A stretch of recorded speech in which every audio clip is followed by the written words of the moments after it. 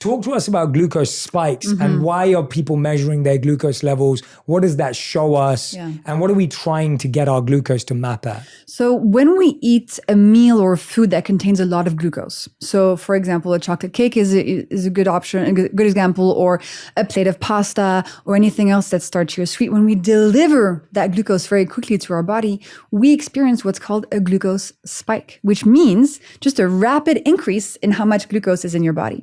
And if you're wearing a glucose monitor, you will see this. It will look like this mountain that's just rising and rising and rising, and then it crashes. You don't need to wear a glucose monitor to understand the benefits of my work, by the way, but it's a cool visual tool. So what happens in your body when we spike? Why is it bad for us? There are three main mechanisms that are going on a physiological level that make these spikes damaging. The first one has to do with our mitochondria. The mitochondria are the powerhouse of the cell. Most people remember that from biology class.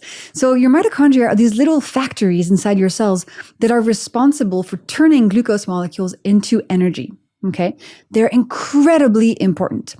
The problem is when you give them a glucose spike, so when you deliver them a bunch of glucose molecules very quickly, they break down. They kind of go on strike. You know, it's like when you have so much to do on your to-do list that you're just like, I can't do anything, I have to go nap. That's the feeling they get. They're like overwhelmed by all these glucose molecules and they cannot do their job properly anymore.